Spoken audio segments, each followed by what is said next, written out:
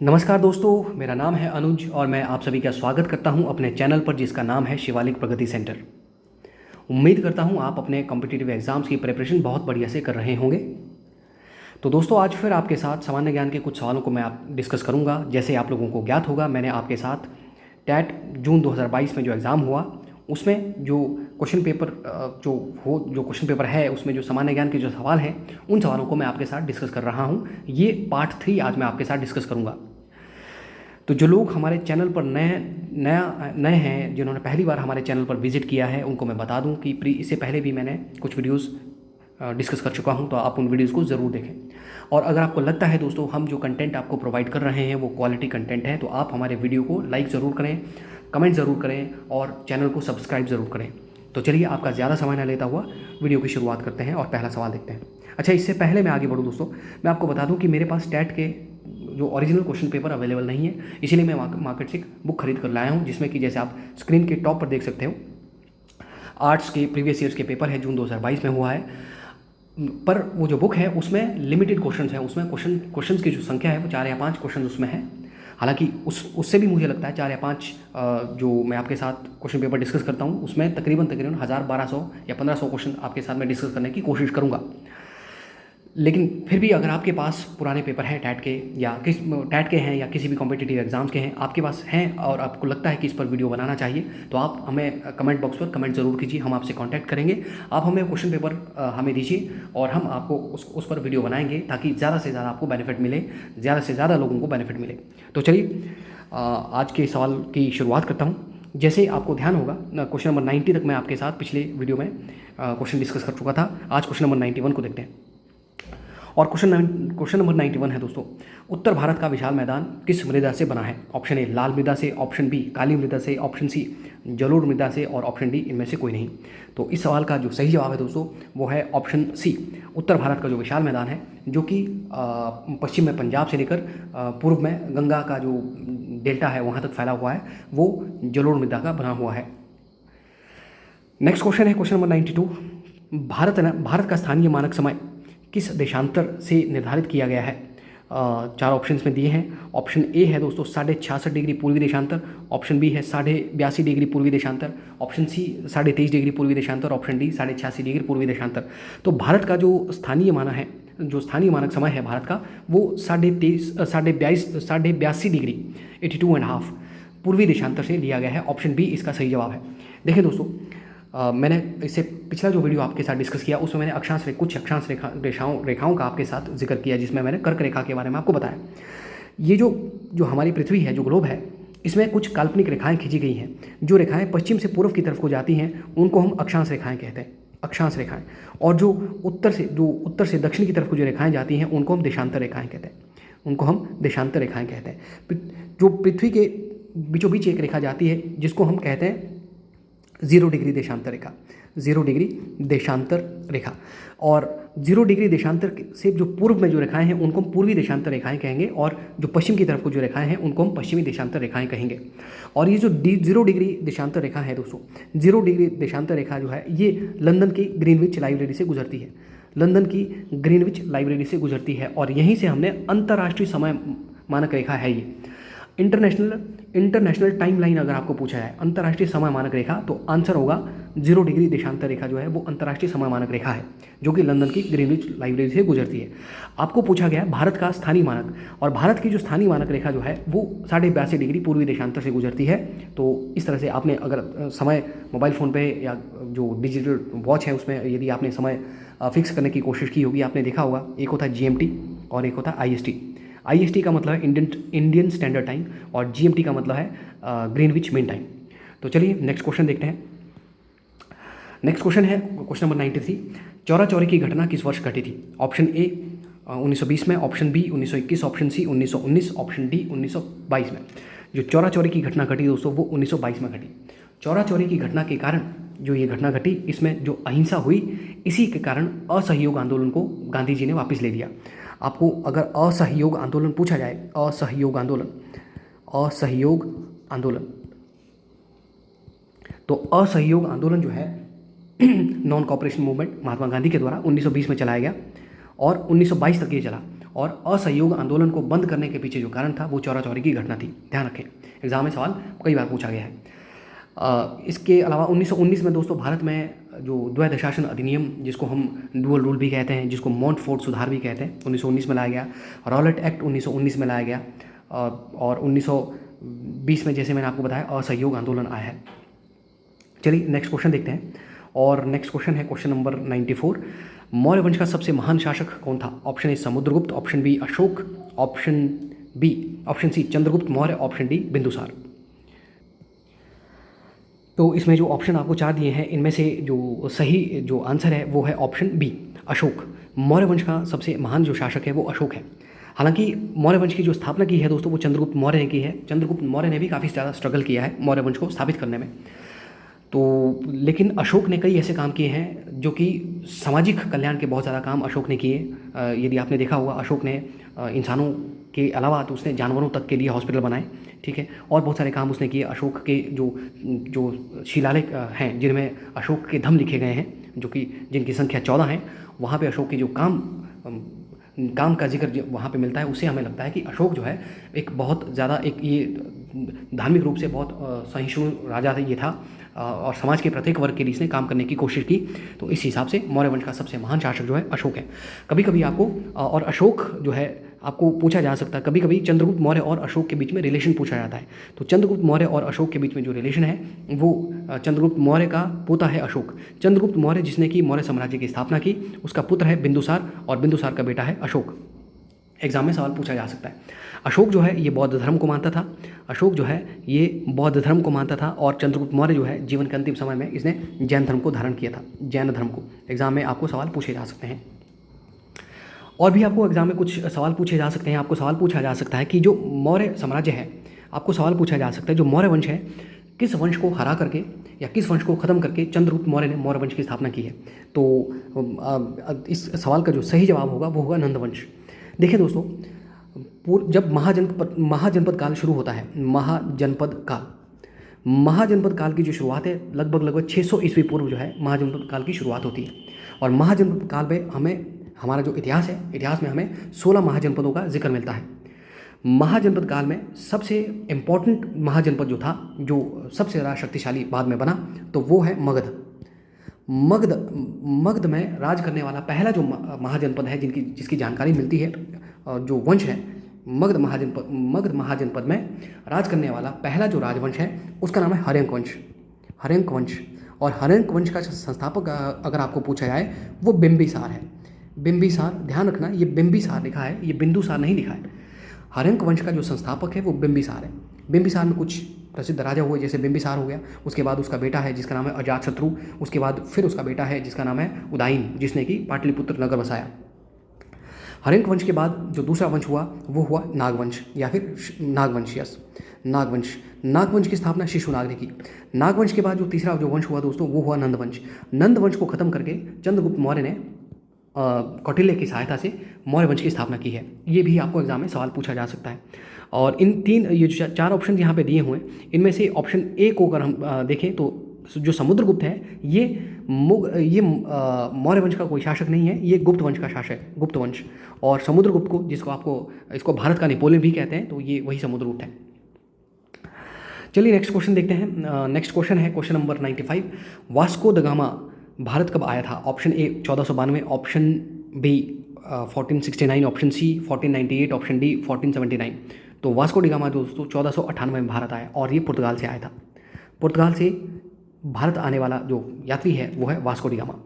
भारत पर आने वाले सबसे पहले यूरोपियों में से सबसे पहले जो भारत आए वो पुर्तगाली आए, और भारत से जाने वाले सबसे अंत में जाने वाले वो भी यूरोपीय ही थे दोस्तों। तो इस हिसाब से हम कह सकते हैं कि यूरोपियन ने भारत की जो खोज की है, जिसको हम कहते हैं भारत की खोज वास्को डी गामा ने की है। पहला यूरोपियन भारत से आने वाला वो वास्को डी गामा है।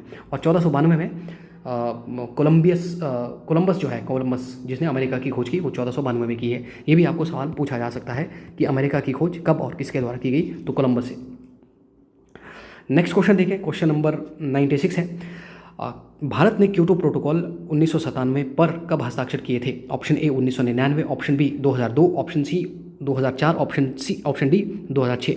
तो इस सवाल का जो सही जवाब है दोस्तों वो है ऑप्शन बी भारत ने क्योटो प्रोटोकॉल पर 1997 पे हस्ताक्षर किए। क्योटो प्रोटोकॉल, क्योटो जो शहर है दोस्तों ये जापान में है, हालांकि जापान की जो राजधानी है वो टोक्यो है। तो क्योटो में 1997 पे ये हस्ताक्षर हुए। आपको सवाल पूछा जा सकता है ये किस चीज़ से संबंधित है।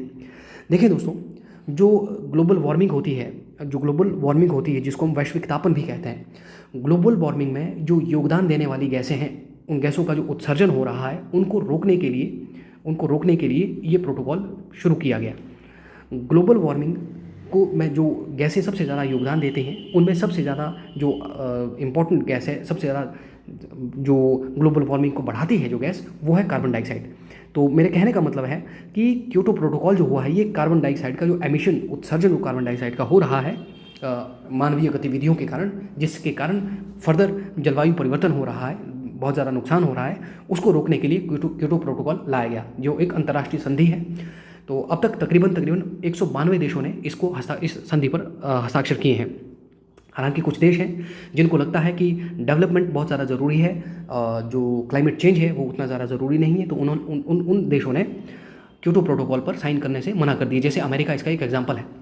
जैसे सन 2012 में कनाडा क्योटो प्रोटोकॉल से बाहर हो गया, लेकिन तकरीबन 192 देश अभी तक इसके सदस्य हैं 2022 तक का अगर आप देखें डाटा।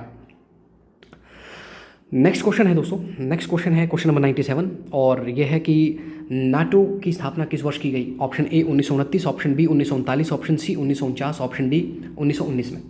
तो जो नाटो है, NATO North Atlantic Treaty Organization, आपको ये भी पूछा जा सकता है, इसकी फुल फॉर्म पूछी जा सकती है। तो फुल फॉर्म है नॉर्थ अटलांटिक ट्रीटी ऑर्गेनाइजेशन। तो इसकी स्थापना जो है वो दोस्तों वो अप्रैल के महीने में 1949 में इसकी स्थापना हुई है। नाटो जो है एक सैन्य संगठन है, ये एक सैन्य संगठन है बहुत सारे देशों का। तो ये आपको सवाल पूछा जा सकता है। नाटो जो है इसकी स्थापना 1949 में हुई और ये एक सैन्य संगठन है, सैन्य संगठन।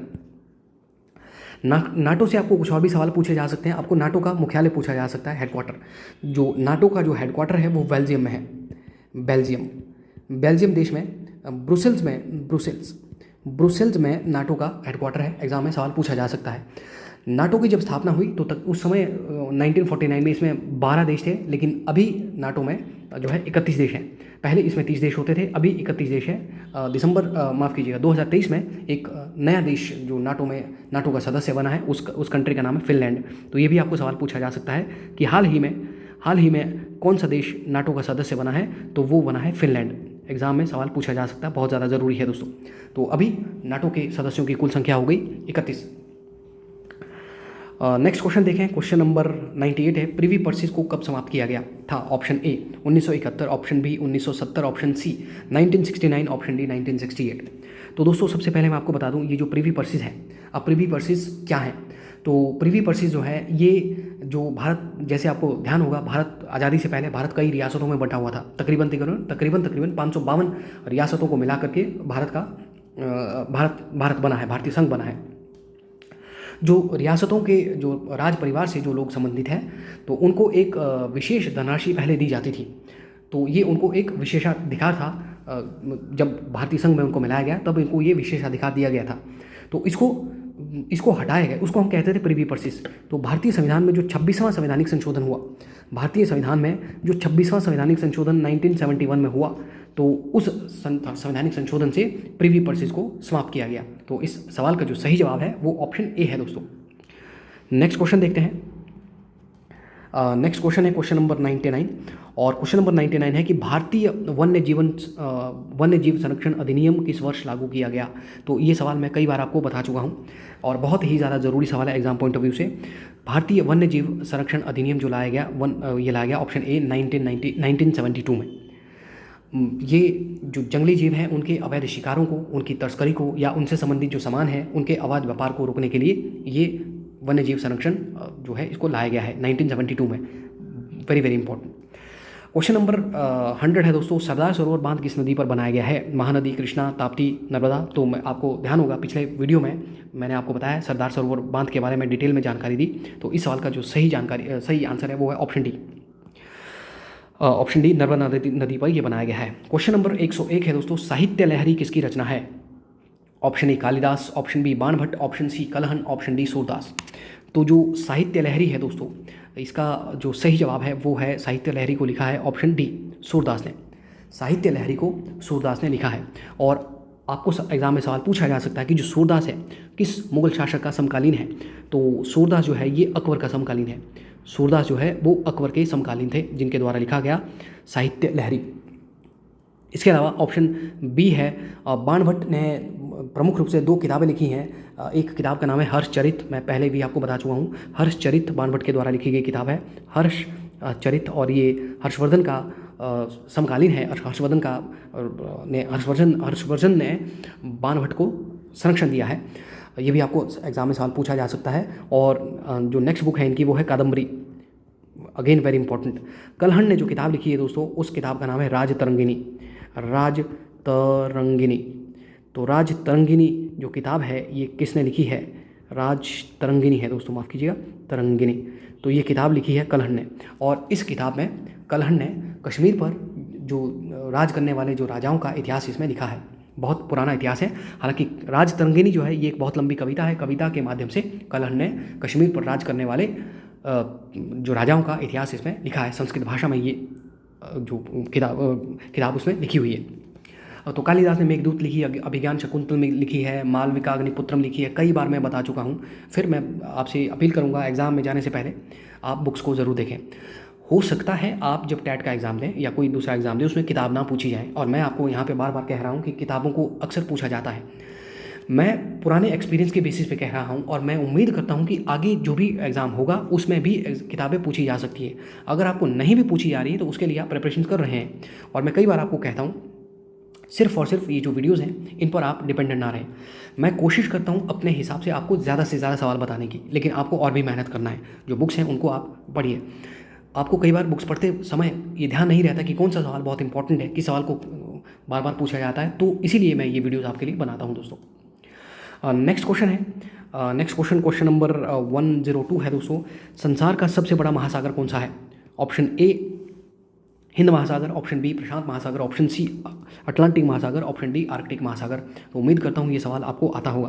तो संसार का जो सबसे बड़ा महासागर है वो है प्रशांत महासागर, जिसको हम पैसिफिक ओशन भी कहते हैं। हिंद महासागर जो है दुनिया का सबसे बड़ा और सबसे गहरा जो महासागर है दोस्तों वो प्रशांत महासागर ही है। इसके अलावा जो आपको पूछा है दुनिया का सबसे गर्म महासागर बताइए, तो दुनिया का सबसे गर्म महासागर है हिंद महासागर। आपको सवाल पूछा जाए वाणिज्य और व्यापार के हिसाब से दुनिया का सबसे व्यस्त महासागर कौन सा है, तो सबसे व्यस्त महासागर है ऑप्शन सी अटलांटिक महासागर। वाणिज्य और व्यापार के हिसाब से सबसे व्यस्ततम महासागर है। अगर आपको सवाल पूछा जाए सबसे छोटा महासागर कौन है, तो उस सवाल का जो जवाब होगा वो होगा आर्कटिक महासागर। आर्कटिक महासागर जो है ये सबसे छोटा महासागर है। इसके अलावा एग्जाम में कुछ और सवाल पूछे जाते हैं। जैसे आपको सवाल पूछा जा सकता है कि कौन सा महासागर है जिसकी आकृति जो है त्रिभुजाकार की है, तो प्रशांत महासागर की जो आकृति है वो त्रिभुजाकार की है। अटलांटिक महासागर जो है दोस्तों इसको हम अंधा महासागर भी कहते हैं, अंधा महासागर। अटलांटिक महासागर को अंधा महासागर भी इसको कहा जाता है। और अटलांटिक महासागर की जो आकृति है वो अंग्रेजी का जो अक्षर एस आकार में ये है। हिंद महासागर से आपको सवाल पूछा जा सकता है। हिंद महासागर का सबसे बड़ा द्वीप अगर आपको पूछा जाए मेडागास्कर द्वीप जो है ये हिंद महासागर का सबसे बड़ा द्वीप है। ये अफ्रीका महाद्वीप के दक्षिण में है अगर आप देखें मैप को। इसके अलावा क्योंकि जो आर्कटिक महासागर है सबसे छोटा है और अधिकांश ये बर्फ़ से घिरा हुआ है, तो इसलिए इस महासागर को छिपता हुआ महासागर भी कहते हैं। नेक्स्ट क्वेश्चन देखें, क्वेश्चन नंबर 103 दोस्तों। क्वेश्चन नंबर 103 है, संविधान सभा की प्रथम बैठक किस वर्ष हुई थी? Option a 1946, option b 1947, option c 1948, option d 1949। तो पिछला वीडियो अगर आप देखेंगे मैंने बताया था आपको संविधान सभा की जो पहली बैठक हुई है वो 9 दिसंबर को हुई है। 9 दिसंबर 1946 को संविधान सभा की पहली बैठक हुई। संविधान सभा से आपको एग्ज़ाम में कई तरह के क्वेश्चन पूछे जा सकते हैं।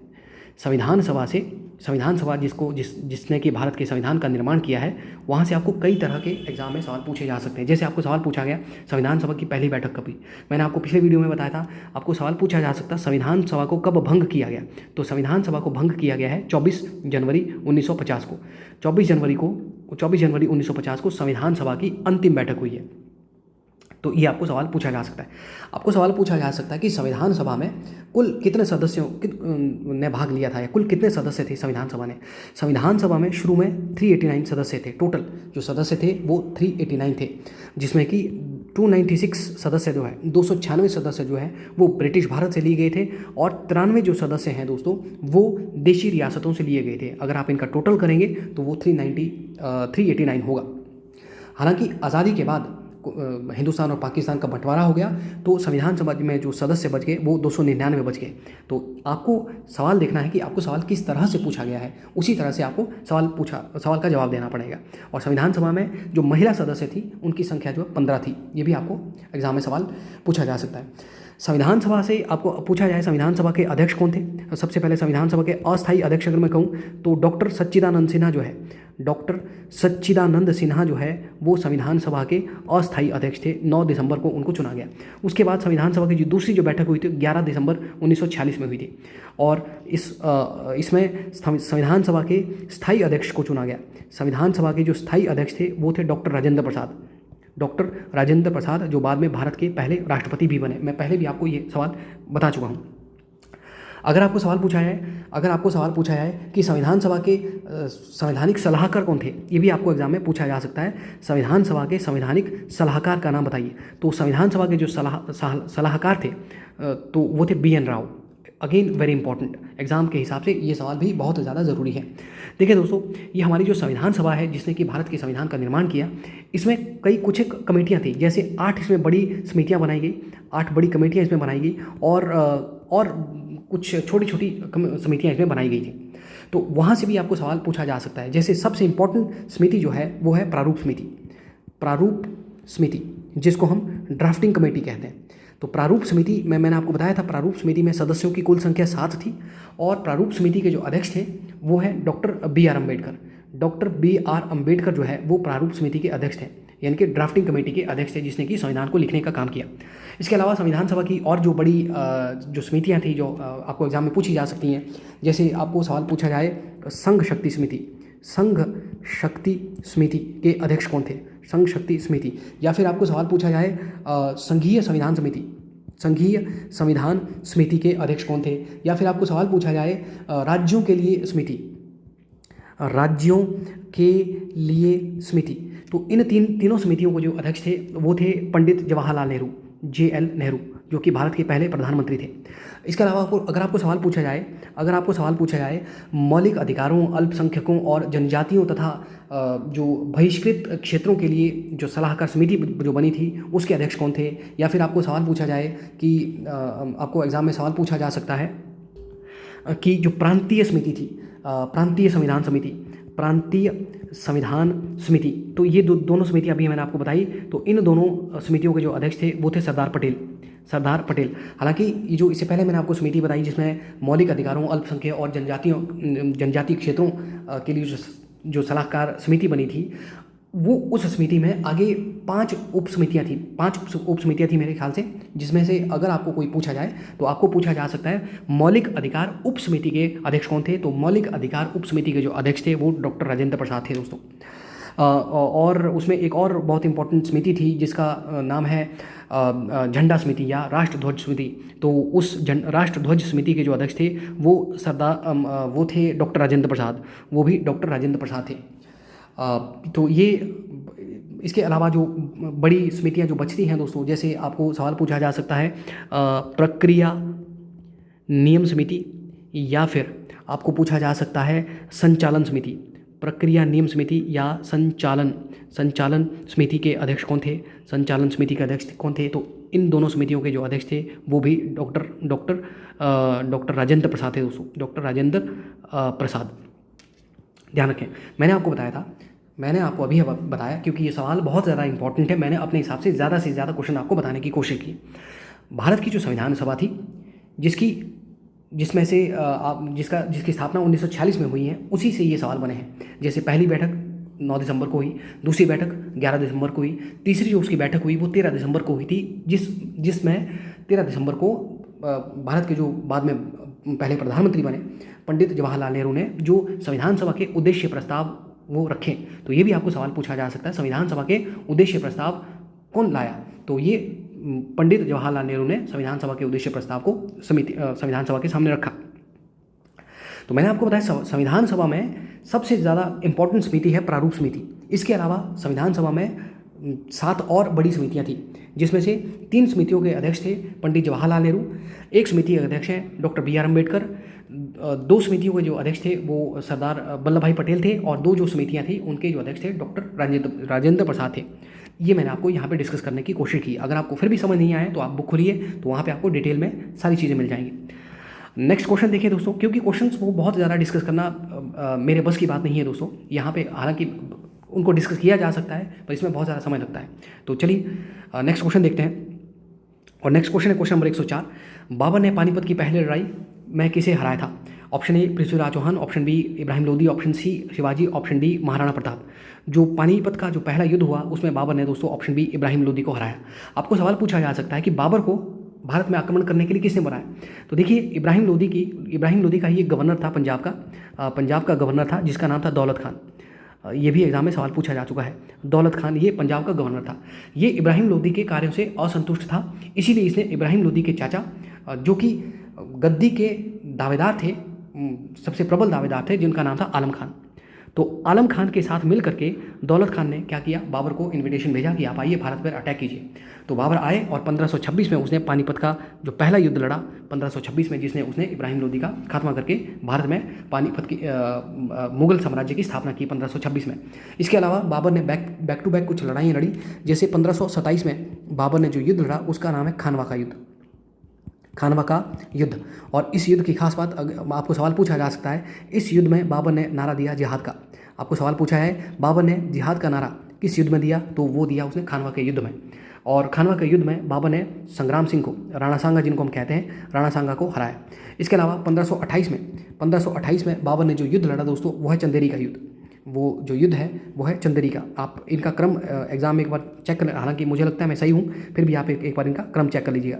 चंदेरी का युद्ध 1528 में, और 1528 में जो चंदेरी का युद्ध हुआ इसमें बाबर ने मेदनी राय को हराया है, मेदनी राय।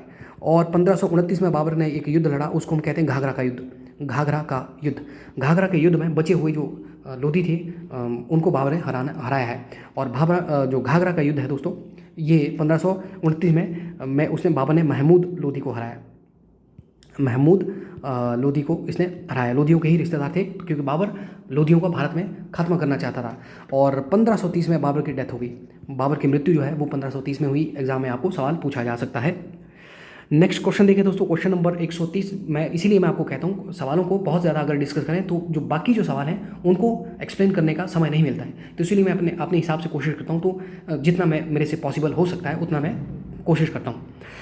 क्वेश्चन नंबर 105 है दोस्तों, निम्न में से भारत का सबसे बड़ा बॉक्साइट उत्पादक राज्य कौन सा है? Option a Odisha, option b Bihar, option c Punjab, option d Haryana. तो भारत में बॉक्साइट उत्पादक सबसे बड़ा जो राज्य है वो है ओडिशा दोस्तों। वीडियो आपको कैसा लगा दोस्तों, कमेंट बॉक्स पर ज़रूर कमेंट कीजिए। अगर आपको वीडियो पसंद आया आप वीडियो को लाइक ज़रूर करें, चैनल को सब्सक्राइब ज़रूर करें दोस्तों, वीडियो को शेयर ज़रूर करें ताकि अधिक से अधिक लोगों को इसका बेनिफिट मिल सके। आज इस वीडियो में इतना ही। अब इजाज़त चाहूँगा आपसे दोस्तों, वीडियो को लाइक शेयर और सब्सक्राइब ज़रूर करें।